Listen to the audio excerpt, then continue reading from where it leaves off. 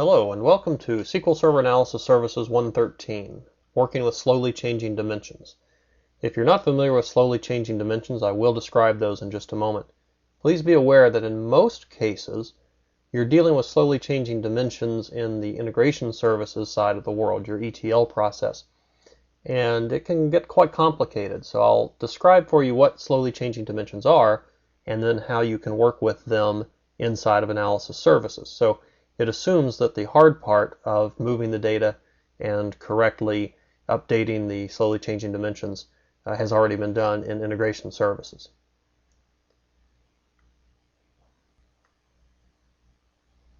Now, in short, slowly changing dimensions are actually slowly changing attributes might be a better name anymore, but basically you have an attribute that changes, and you have to decide as a business whether or not that is something new. Do you want to maintain history for it? So for example, let's say you have a product and it is normally sold in a 2-liter quantity, whatever that happens to be. Now, you decide to repackage that and you're going to start selling it as a 1.75-liter item instead of a 2-liter item. Is that a new product? Might have the same name brand, but do you want to be able to track the break of that product from when it goes from 2 liters down to 1.75 liters. Another example, a very common one, is that a sales rep moves from one manager to another. That might be across sales territories or whatever, but for now let's just assume it's just the manager that's changing. So the sales representative moves from one manager to another, but this sales rep has been there a while and has prior sales. Should those historical sales that occurred under one manager be moved to the new one, or should they stay where they are? And so that's that whole point of maintaining history. If you say, oh no, those sales should move with that salesperson and go to the new manager, then the previous manager cannot find or cannot see their history correctly. They look at their history, those sales are gone for them, even though those sales were made under that manager back when the sales representative worked for them. So these become challenging issues, and I'll discuss what this looks like. In fact, I'll actually do this. I'll move a sales representative from one manager to another and show you what the impact of that is.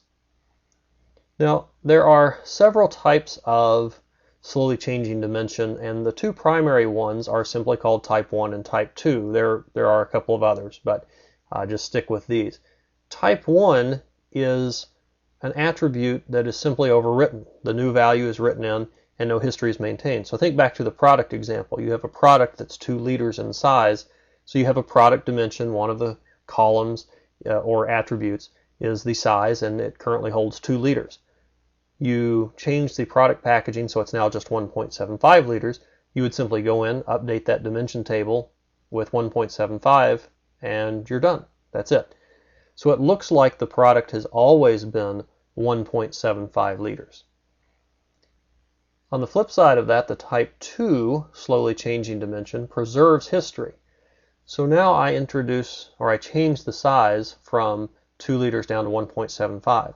What I do is I add a new record and treat that in effect like a new item. It is a new record in my dimension table. However, I still want to be able to tie it to the previous version, the one that was 2 liters, so I can look at that product as one continuous product. And this is where surrogate keys become very important, because it might maintain the same internal product ID in my database, but now it needs a new key. So I'll insert the record and just give it a new surrogate key, but it will maintain that same product ID. And you'll see an example of this in just a moment. So here you have an example of a type 1 slowly changing dimension. Remember, it does not preserve any history, it simply overwrites the value. And the update simply changes the value, and it looks like that has always been the value. So history is simply lost. Now, it is actually quite common for dimensions to have both type 1 and type 2 attributes in them. In other words, look at the employee example here. Here is an employee named Linda Mitchell. She's a sales representative. And you'll notice her employee key is 282, and there's her employee ID alternate key. You could think of this as a social security number in the US or some similar number elsewhere. Well, in the United States, when a woman gets married It is common, it's certainly not required, and it doesn't happen in every case, but it's fairly common for the woman to change her last name to that of her husband. So assume for a moment here that Linda Mitchell gets married and changes her name. Is that a historical change that you'd want to track, knowing when her name changed from one to the other? Typically not. It's still the same person. So in this case, the last name would simply change, in this case, to Smith, and it looks like it's always been Smith. Again, same person, probably not a big deal. So it's a fairly common type 1 change, something like the last name. Now, let's take a look at a type 2. This does preserve history, and remember that you'll have to add a new record for this. And in order to do this, typically you have a start date and end date column. You have start date and end date columns in your dimension table. This is important because if you have to do a full process later, you have all these transactions that occurred, and you have to know which version of this employee do you tie it to. So you have to look at not just the employee ID that's on that record, but also the date, and then tie it back to the correct value. I'll show you what I mean by that in just a moment. So remember that there is an alternate key here. In this case, it is some kind of national identifier right here, and that is not going to change with the new record. So let me go ahead and take this. This is exactly what you had before. And I'm actually going to change two values for Linda, and I'll actually go and do this in a moment in the cube or in the dimension table and reprocess the cube and show you what the impact of this is. But notice, for example, that I'm going to change the parent employee key. So this is the person's manager. This is a hierarchical structure built into the table. This is a parent-child dimension or parent-child attribute. And I'm also going to change the title. So Linda Mitchell is going to move from one manager to another, and her title is going to change as well. Now, I could do those as two separate changes, but it doesn't really make sense. I'll simply do it in a single record since that's when it occurs. So changing those two columns, I'm going to add a new record. And here is a new employee key. Remember, that's just a surrogate key. It's an integer counter. It doesn't matter what the value is.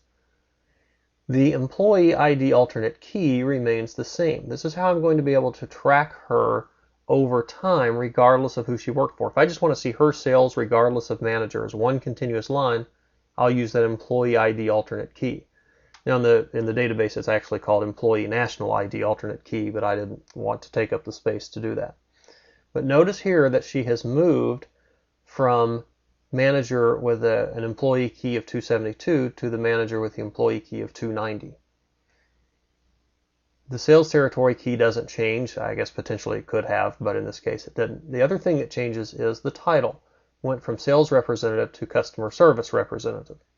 And then, because a new record was added for Linda Mitchell, the old record had to have the end date of whenever it occurred put on, and then the new record gets the start date of when this change occurred. And its end date is now null. So you have a couple of ways of knowing what is the current record for Linda Mitchell. One is, as you can see here, I could simply query for Linda Mitchell. I could use that employee ID alternate key and say where the end date is null. The other option is, and you will see this in the tables in the AdventureWorks database, there is a column for, is this the current record? So you will see that in just a moment, and that's fine. I see that a lot where you have both an end date and a flag indicating whether or not this is the current record. So with that, I will jump into Analysis Services and show you what this looks like and how it affects people doing analysis in the cube. Here I am in Analysis Services, or BI Dev Studio, and this is the AdventureWorks demo project, and I've made one change to it that I want to point out before I get started with the rest of the demonstration. And that is that there is an employees hierarchy here that is a parent-child, and therefore it lets me browse the employees. Behind the scenes, it's using the keys for the value, the employee key. Remember, that's just a surrogate key. So if I add another record for Linda Mitchell, which I will do in a moment, then she will appear twice in this hierarchy. And that's okay. She'll need to appear under each manager. But what that means is that if I come up and use just the employee key, that also, of course, is based on the key. I will see her twice when I'm trying to look at one continuous line for her. So what I've done is I have added something called employee name. And if I scroll down over here in the properties, you will notice that the key column is called SSN.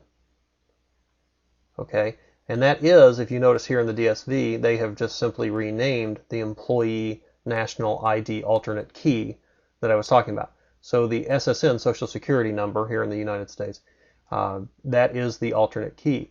So I've shown the alternate key, and then of course, that's the key value, and of course the name column is just the full name. So this will allow me to see Linda Mitchell as her alternate key, her Social Security number, regardless of how many records there are for her, because remember, that alternate key doesn't change. It is the surrogate key that changes with each new value for her. Now, you'll see what this looks like here in just a moment. So here I am in SQL Server Management Studio, and let me expand this a little bit. There are a number of queries over here, and don't worry about the ones unless I point them out to you. So the first thing I do is simply do a select star, and yes, I know select star is bad, but let's run with it.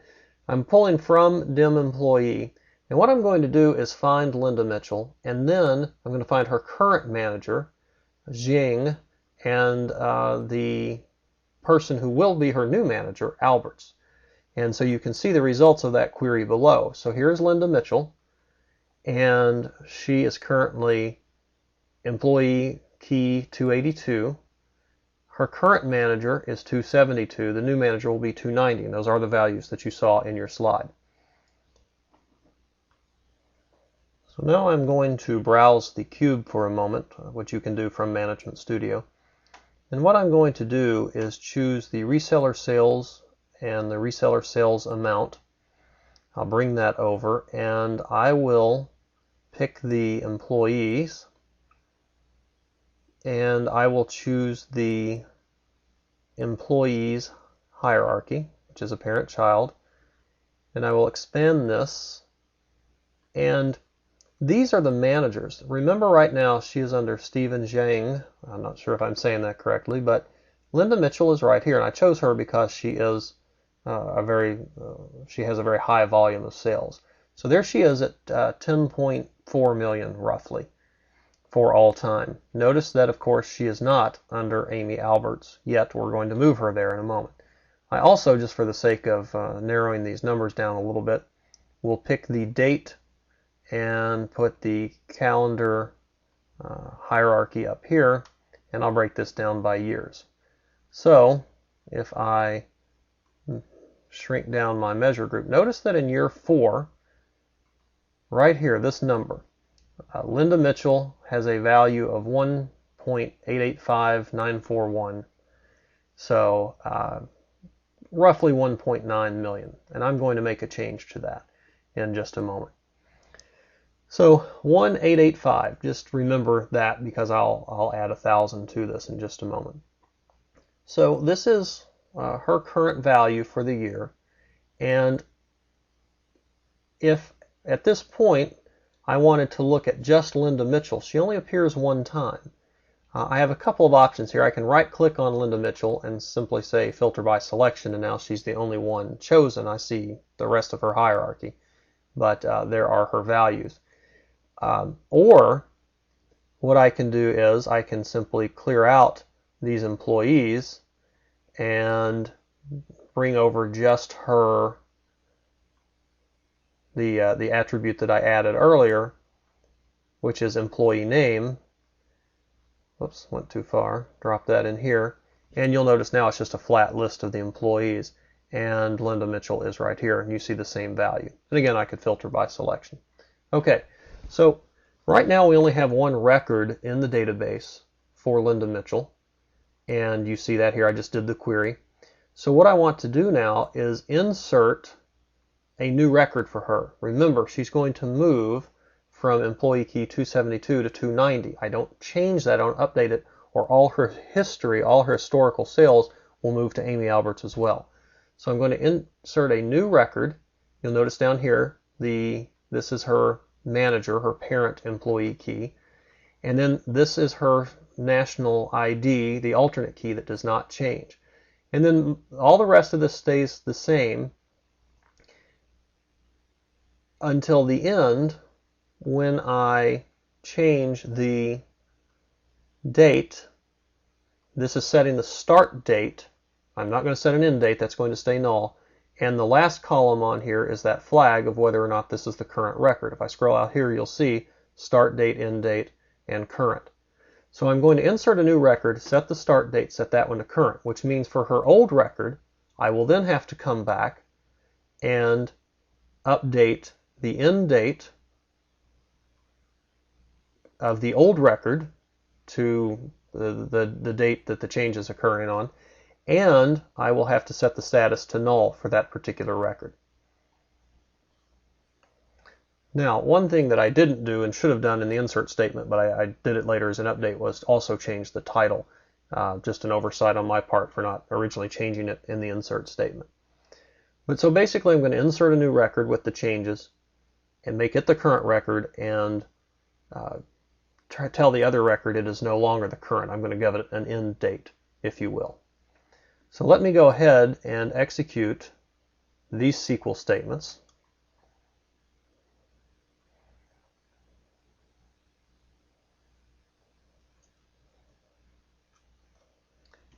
And so now if I go back to, oops, and see, that's where I should have done the customer service manager before. This was the key during the practice run for this. Her key is probably now 298 for her new record. And indeed it is. So let me go back and select now simply the Mitchell records. And you'll notice that she does in fact appear twice. Everything is the same about her except here is the manager that is different in the new record. The title went from sales representative to customer service manager. I thought it was customer service representative, but that's fine. And then out at the end, of course, you'll notice the start and end dates for the previous record and the status versus the start date, the end date, and the status for the new record.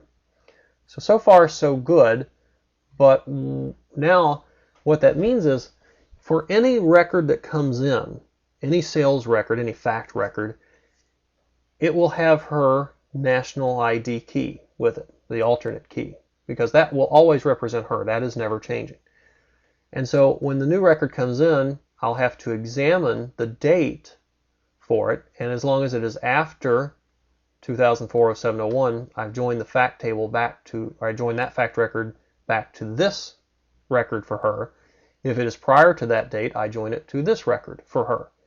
So as you load these facts, you have to look up the keys that they match up to, and this will then affect which of these two records it ties to. So at this point, what I can do is go ahead and insert a fact record.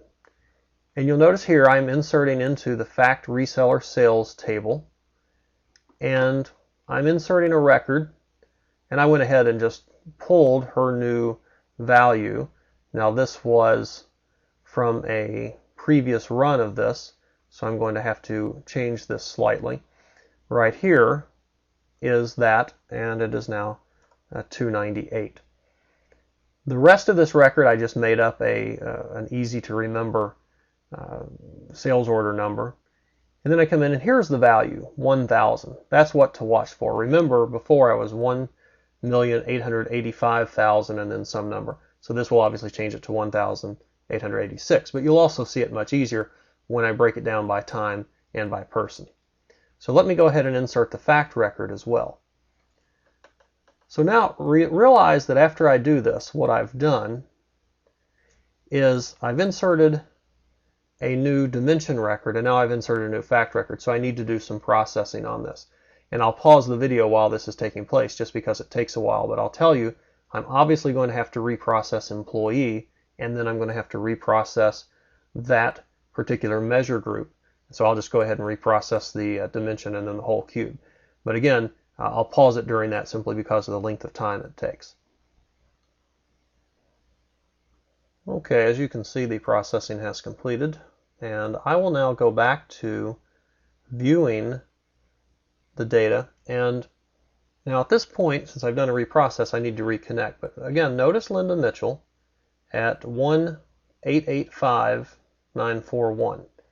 So if I reconnect, you'll notice her value will change to 1886941. That is the addition of the 1,000. Now I can show this to you in a couple of ways. I can expand time, and you'll notice that there's the 1,000 in the second half of 2004. I intentionally chose this because in the AdventureWorks sample, all of the data ends at June of 2004. So I thought, well, I'll just throw a July record out there. It's very easy now to see. And of course, there's the old value. I've simply added this. So in this case, I'm looking at Linda Mitchell across time, regardless of where she worked. I'm just looking at her performance. And in fact, I'll narrow this down. Filter by selection. So there is her performance over time. And I get the correct total for 2004. Again, it doesn't matter that she's changed managers. Now let's go back and look at the employees hierarchy for a moment. I'm going to bring this in, and I still have Ken Sanchez here. And I will expand that. And Brian Welker. And sorry, I need to clear the filter that's on there. So I'll click auto filter. So now here we are back to the reasonable value. Sorry, the filter was still applied. And remember before that Linda Mitchell was under Stephen Zhang here. So here is Linda Mitchell, and there's that same value, 1885941. But now remember, she's been moved under Amy Albert. So if I expand her, you'll see her twice. There's no other way to do this. This is correct because some of her history stays with Stephen Zhang, and some now moves to Amy Albert's. Now, I'm going to very quickly just get rid of a couple levels to open this up a little bit. And now here she is under both Amy Albert's and Stephen Zhang, and you can see that if I expand 2004 into the two halves, here's her value that you had before, and then here is the 1,000 that appears for her under her new manager, Amy Alberts. So at this point, I see her as basically broken apart by her manager, which is correct. So Amy is getting credit for her new sales, whereas Stephen continues to get credit for her old sales. So that is correct and one way of looking at this particular value. Now, this is something that you would do in the case of an organization chart here, looking at employees. You might not necessarily do it by product. Products may not move product groups around, but they do move other attributes. So let's examine another attribute, and I'll clear this out. And let's look at, under organization, I do have titles. So I'll bring that up, and you'll notice that I have a customer service manager. That's the new one I added. I just made this one up just for Linda. And you'll notice there's $1,000 applied to that. And that if I look at the sales representative, which is where she was before, there are numbers applied to that. Now at this point, I'm just looking at titles. I have the option I can bring over that employee name and drop it. I missed. There we go. Drop it here. And now under Customer Service Manager, I of course see Linda Mitchell, the only one. And under Sales Rep, I see Linda Mitchell still here. And again, that break occurs because I'm tracking history. Okay. Another way of looking at this might be, let's put employee first. And now let's filter on Linda here. So I'll right click and say filter by selection. And if I expand this, this is not an uncommon view at all. This is what you would typically do if you had a product, say, and its size changed. So you could put the product here and then bring its size over, and you could then see the break of when that went from one size to another, and did it affect sales? It's very easy to see at that point. So this is a good way to look at this particular data. The other thing that I can do, remember I'm using employee name, which is based on her key, so it's going to be one continuous line until I break it down by something that changed, the title or her manager. I happen to know in my parent-child hierarchy that level 4 is the manager level. And so if I bring that over, notice I can put it after her name, and now it breaks her down into her two managers. And again, it's the same break like I had with the title. Of course, the other option is what you saw before. I could easily put it like this, and each manager would then see her, and the data would go to the respective time. So this is actually very powerful when you think about it, because I can now see her correctly by manager, or I can still see her as one continuous line when I want to look at just her performance. So, in summary, type 1 slowly changing dimension is easy. You just change the value in the dimension table, you're done. It looks like that's always been the case. Obviously, though, you lose history. Now, on some attributes, that's fine. Again, something like someone's last name, you probably don't care. But on attributes where you do care, that's a type 2 change. It's obviously more complicated, but it preserves history, and that's the whole point of this. But when you're doing a type 2 in the cube, like I just showed you, it's really very powerful, because you can either get a continuous view of the item when we were looking at Linda's data just by herself, or we can break it apart by manager, by title, whatever else has changed when we need to view it that way. So that's a look at how you examine slowly changing values inside of a cube, what it looks like, and then how you can work with it. Thank you very much.